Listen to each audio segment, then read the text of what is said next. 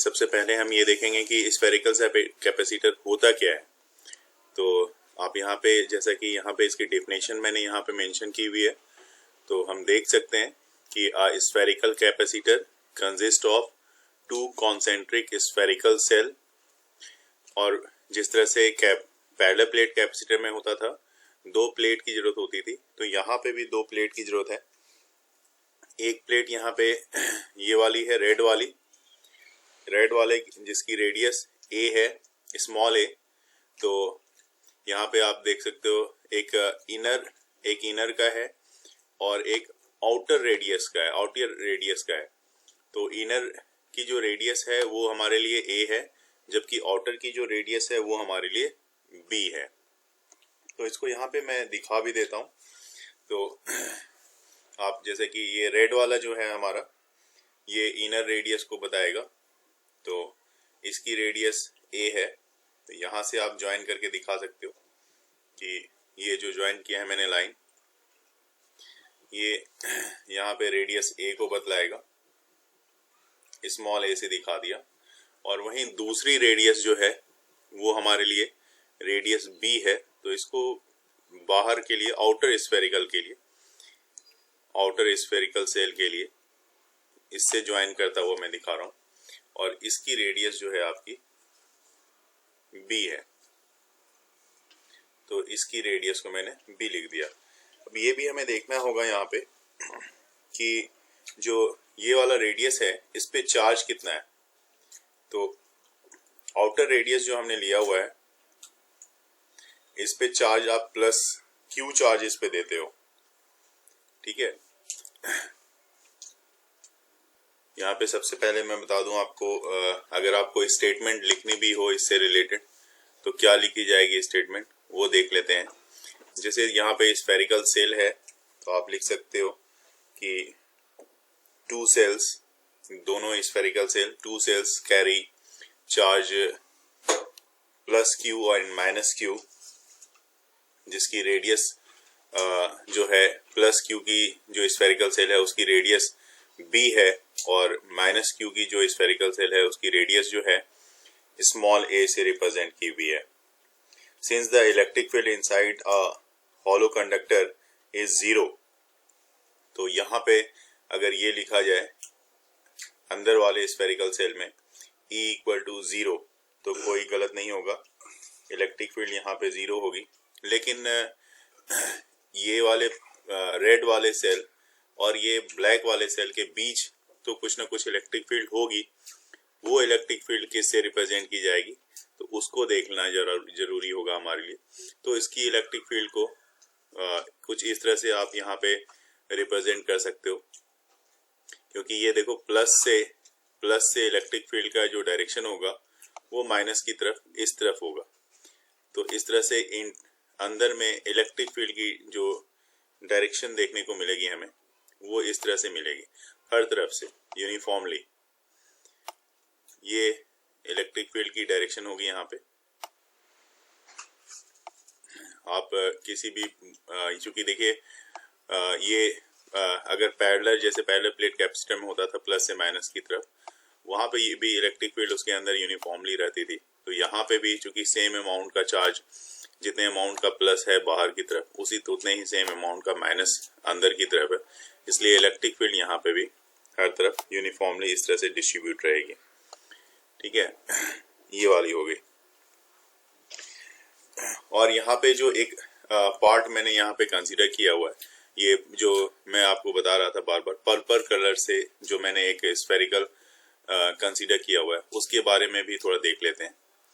Actual में उसको मैंने इसलिए कंसीडर किया है, वहां पे रेडियस मैं मान रहा हूं कि उसकी जो रेडियस है वो आर है। तो सेंटर से ये पर्पल कलर की जो स्फेयर मैंने ड्रॉ की हुई है, इसकी रेडियस को स्मॉल आर से मैं रिप्रेजेंट कर देता हूं। ये हो गया आपका, यहाँ पे देख लेते हैं स्मॉल आर का। और ये जो स्मॉल आर है आपका, this one is greater than A, जो पहला वाला स्फेरिकल सेल है उससे ये बड़ा है, ठीक है। तो ये देखिए ये R है, तो R जो रेडियस है, रेडियस क्या है, बड़ा है वो A से। और अगर R लेस देन होता है A से, ये भी चीज यहाँ पे देख लेते हैं।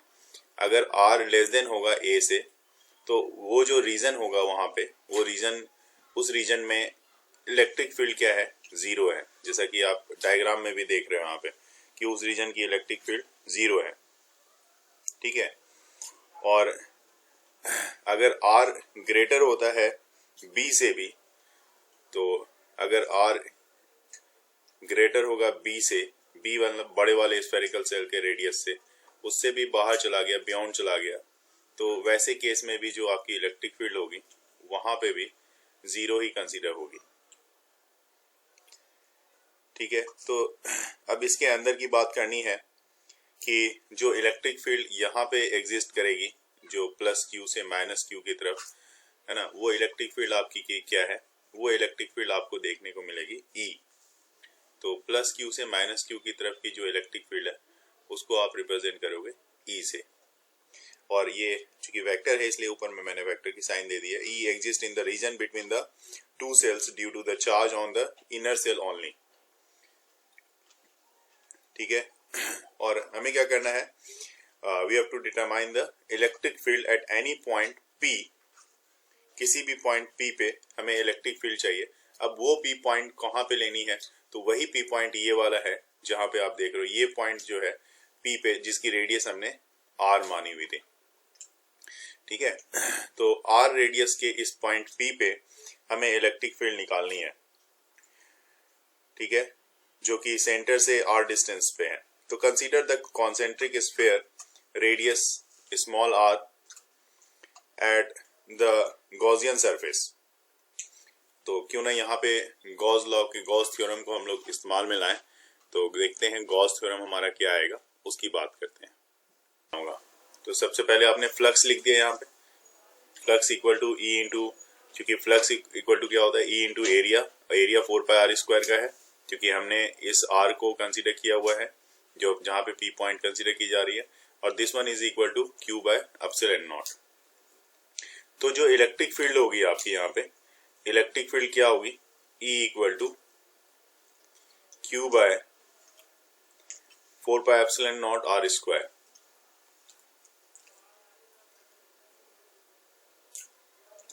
ये आपकी इलेक्ट्रिक फील्ड होगी, ठीक है। और अगर आपको निकालना है, सबसे पहले इलेक्ट्रिक फील्ड तो निकल गई, लेकिन हमें पोटेंशियल डिफरेंस निकालना होता है। क्योंकि कैपेसिटेंस निकालने के लिए आप क्या निकालते हो, potential difference between the two shells. तो पोटेंशियल डिफरेंस इस दो सेल के बीच का क्या होगा, तो उसके लिए आप यहाँ पे क्या लिखोगे, देखो मैं इसके बीच में एक लाइन ड्रॉ कर देता हूं, और अब यहाँ पे लिखते हैं हम लोग पोटेंशियल डिफरेंस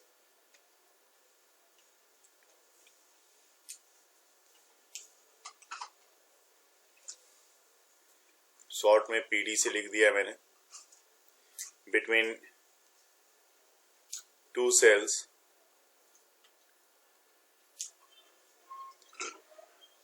तो यहां पे लिखोगे V इक्वल टू क्या होगा, E डॉट dr, ये होता है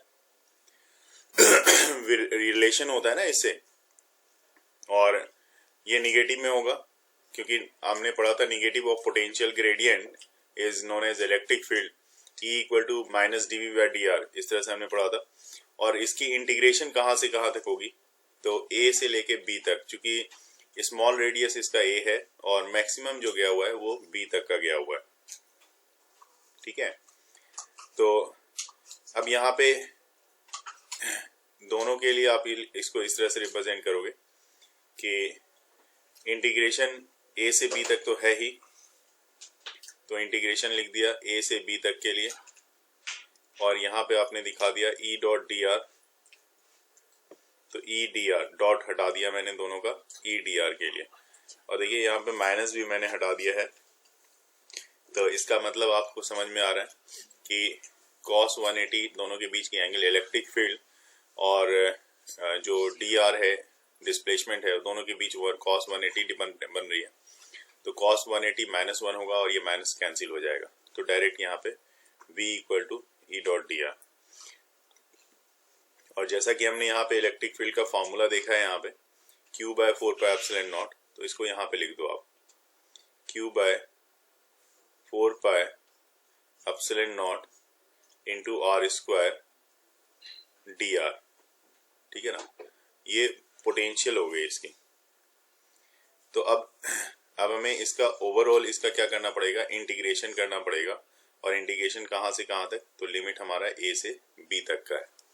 तो इसकी इंटीग्रेशन मतलब अब हमारा सिर्फ मेजर काम कैलकुलेशन का काम रहेगा।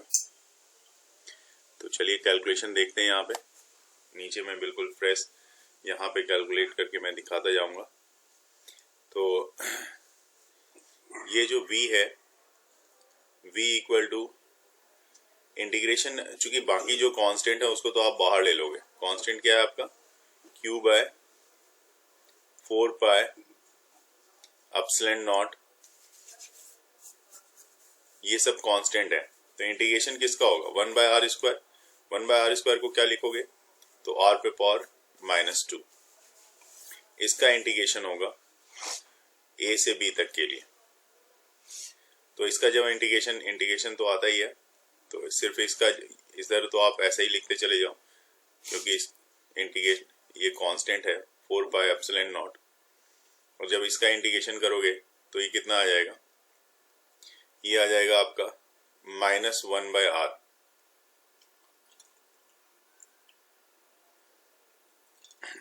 ठीक है, -1 बाय आर ए से लेके बी तक के लिए। और फिर अब इसमें अपर लिमिट और लोअर लिमिट का मामला है, तो उसको भी प्लेस कर लेते हैं। q by 4 pi epsilon naught और माइनस अगर पहले ले लेते हो माइनस को आगे, तो 1 बाय ए मैं एक साथ ही कर देता हूँ, माइनस वाला भी काम ऐसे 1 बाय बी -1 बाय ए होता है, 1 बाय बी और माइनस माइनस प्लस होता है 1 बाय ए। तो ये 1 बाय ए -1 बाय बी आपको मिल जाएगा। इस माइनस को भी मैंने यूटिलाइज कर लिया इसके साथ। तो E जो है electric field point radially inward and DR points outward. तो मैंने पहले भी बताया था यहाँ पे E डॉट DR के बीच की जो एंगल बन रही है, तो वो कितने की बन रही है, 180 डिग्री की। क्योंकि आप वहाँ पे चाहो तो वहाँ पे मेंशन कर दो कि E points radially inward, electric field जो ब्लू कलर से यहाँ पे बनाया हुआ है मैंने, ये अंदर की तरफ है, और DR जो यहाँ से इधर की तरफ जाएगा वो आउटवर्ड है। तो इसलिए इनवर्ड और आउटवर्ड, एक इनवर्ड है तो दूसरा आउटवर्ड है, अपोजिट डायरेक्शन में जा रहा है, इसलिए एंगल बनेगी 180 डिग्री की। ठीक है। No capacitance of capacitor C equal to formula होता है Q अपॉन V। तो Q अपॉन V, Q तो आप रहने ही दो और V की वैल्यू आपने यहाँ पे निकाली है। तो पोटेंशियल की वैल्यू यहाँ पे ये आप यहाँ पे प्लेस कर दो, ये हो जाएगा Q by 4 pi epsilon naught और 1 by a minus 1 by b. Q और Q यहाँ से कैंसिल हो रहा है, तो जो रिजल्ट आ रहा है वो आ जाए 4 पाई एप्सिलॉन नॉट और इसकी एलसीएम भी ले लोगे तो ए बी इसमें ऊपर आ जाएगा अपॉन में बी माइनस ए। मतलब आपका जो रिजल्ट आया इसका, वो रिजल्ट क्या आ रहा है, वो रिजल्ट आ रहा है C equal to 4 pi epsilon naught A B upon A B minus A. इसको बॉक्स में मैं रख लेता हूं। ये capacitance of capacitor spherical shell के लिए ये वाला वैल्यू आपके पास रिजल्ट में आएगा। यहां तक इसके डेरिवेशन को इस तरह से हम लोग निकाल लेते हैं। तो जैसे देख रहे हैं सिलेंड्रिकल कैपेसिटर, तो cylindrical capacitor consist to coaxial conducting cylinder cylindricals of inner and outer radii A and B. तो यहाँ पे सिलेंडर फिर से हमें ड्रॉ करना होगा। यहाँ पे तो स्पेस बना लेते हैं पहले। आउटर सेल में प्लस, इनर सेल में माइनस हम लोग देख पा रहे हैं। और जैसा इलेक्ट्रिक फील्ड को हमने दिखाया था, तो वो इलेक्ट्रिक फील्ड बाहर से अंदर की तरफ, तो यहाँ पे भी एरो से आप बाहर से अंदर की तरफ इलेक्ट्रिक फील्ड इस तरह से, जो भी इलेक्ट्रिक फील्ड होगी वो बाहर से अंदर की तरफ आती हुई आपको यहाँ पे दिख जाएगी इस तरह से। क्योंकि अंदर वाला जो सिलेंडर है जो ब्लैक कलर का है वो पॉजिटिव है, ये चीज हमें, वो निगेटिव है, वो हमें ध्यान रखना है कि उस पर चार्ज क्या आएगा, उस पर निगेटिव चार्ज आएगा। ठीक है ना, तो उस पर निगेटिव चार्ज आएगा, ये चीज सिर्फ ध्यान में रखना है। तो निगेटिव चार्ज भी मैं उस पर ड्रॉ कर देता हूँ। तो इस तरह से हमने अंदर की तरफ माइनस का चार्ज, ये अंदर वाले में ब्लैक वाले सिलेंडर में माइनस का, और बाहर की तरफ प्लस का दे दिया। सेम वही मेथड यहाँ पे फॉलो करना है हमें। ठीक है, और फॉलो क्या करना है मेथड कि हमें फ्लक्स जो है, जैसे फ्लक्स आप लिखते हो इलेक्ट्रिक फ्लक्स, तो इलेक्ट्रिक फ्लक्स का फॉर्मूला क्या होता है, phi E equal to Gauss law के पॉइंट ऑफ व्यू से क्यू बाय एप्सिलॉन नॉट होता है। तो क्यू बाय एप्सिलॉन नॉट ही लिखना है, लिख दिया हमने। इसके बाद जो आप ये सिलेंडर के लिए, चूंकि चार्ज डेंसिटी आपको अगर याद होगी, तो चार्ज डेंसिटी आप क्या लेते थे, प्लस लेमडा। अगर प्लस वाले के लिए, चूंकि ऊपर वाले सिलेंडर पे जो है आपका चार्ज क्या है, ऊपर वाले सिलेंडर, बाहर वाले सिलेंडर की बात मैं कर रहा हूँ, तो बाहर वाले सिलेंडर पे क्या है आपका प्लस चार्ज है ना। तो प्लस चार्ज है, तो इसकी चार्ज डेंसिटी यहाँ पे मैं लिख देता हूँ, चार्ज डेंसिटी इसके लिए प्लस लेमडा होगी, और अंदर वाले सिलेंडर की जो चार्ज डेंसिटी होगी उसकी चार्ज डेंसिटी जो होगी वो माइनस लेमडा होगी। ठीक है, और साथ ही साथ आपको क्या करना पड़ेगा बेटा, एक गॉसियन सरफेस भी ड्रॉ करना पड़ेगा। तो गॉसियन सरफेस मैं ड्रॉ कर देता हूँ। और देखो इसकी जो रेडियस है, जैसा अंदर वाले की रेडियस है ए है, और बाहर वाले की जो रेडियस है वो क्या है, वो बी है। ये भी डायग्राम में दिखा दिया मैंने, बाहर वाले की रेडियस बी है, और लेंथ जो है सिलेंडर की, वो लेंथ जो है वो एल है। ये भी हम वहां पे दिखा देंगे कि length of the cylinder is L. ठीक है, तो अब यहाँ पे देखेंगे कि इस हिसाब से हमारे पास क्या, किस तरह से हमें मूव करना है आगे की तरफ। तो देखेंगे अगला पार्ट जो हमारा क्या रहेगा। जैसे हमने इलेक्ट्रिक फील्ड इनटू एरिया लेते थे हम लोग फ्लक्स के लिए, तो यहाँ पे लीनियर चार्ज डेंसिटी को देखते हुए लिया जाएगा एरिया। तो E इंटू 2 पाई आर जो रेडियस है, रेडियस ये यहाँ से ग्रीन वाले का लिया जाएगा जिस पे गॉसियन सरफेस हमने ड्रॉ किया है, और into L is the length of the cylinder. तो this one is equal to हो जाएगा lambda L. Q equal to formula होता है Q equal to lambda L, क्योंकि लेमडा जो होता है चार्ज पर यूनिट लेंथ होता है ना, lambda charge per unit length होता है। तो जैसा कि charge per unit length lambda को बोलते हैं, तो क्यू बाय एल। तो यहाँ से मैंने जो लिखा है यहाँ पे क्यू इक्वल टू कितना हो जाएगा, लेमडा इंटू एल, इसको मैंने दिखा दिया। तो अब हमारे पास जो इलेक्ट्रिक फील्ड का फॉर्मूला हो गया इस सिलेंड्रिकल के लिए, तो ये हो जाएगा लेमडा बाय, दोनों तरफ तो एल कैंसिल हो जाएगा, lambda by 2 pi epsilon naught into are.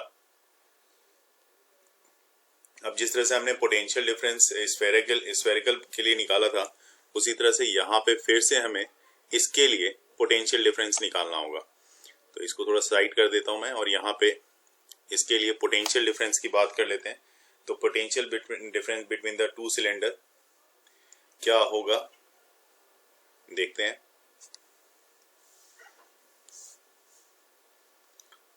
Potential difference between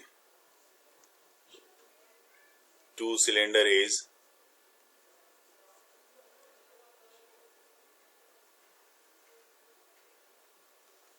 इसमें v इक्वल टू जैसे वो फॉर्मूला हमने यूज किया था minus E into D r, और इंटीग्रेट करना पड़ेगा, ये डॉट प्रोडक्ट है, इंटीग्रेट करना पड़ेगा दोनों तरफ। और डॉट प्रोडक्ट जैसे उसमें भी हमने लिमिट ली थी a से b तक का, और ये भी दिखाया था उसमें कि डॉट प्रोडक्ट को हटाया था क्योंकि cos 180 डिग्री का मामला बनता है, तो 180 डिग्री -1 होता है, तो आप ई डी आर डायरेक्ट लिख दो इंटीग्रेशन a से b तक के लिए।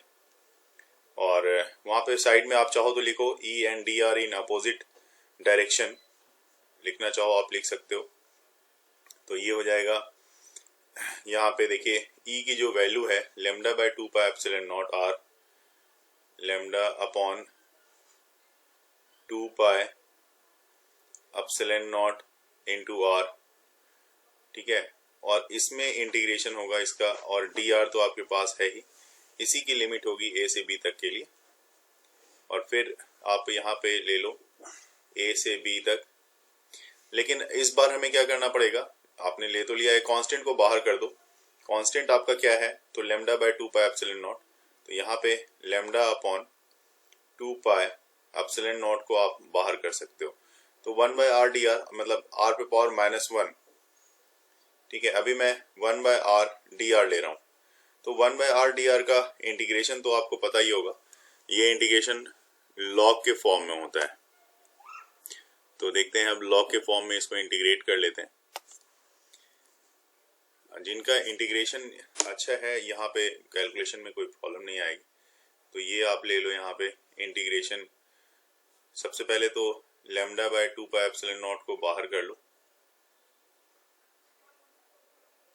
इसको बाहर कर लिया, और इंटीग्रेशन करोगे तो इसका इंटीग्रेशन आएगा आपको 1 बाय आर डी आर का लॉग एन, तो एल एन आर, ये इसकी इंटीग्रेशन होगी a टू b, और देन आप यहाँ पे लिख सकते हो lambda by 2 pi epsilon not, limit की वैल्यू को पुट कर लो, तो ये हो जाएगा अपर लिमिट मतलब log b ln b minus ln a, है ना, ln b minus ln a। तो अब जो पोटेंशियल की वैल्यू हमारे पास यहाँ पे आ रही है वो है lambda by 2 pi epsilon not,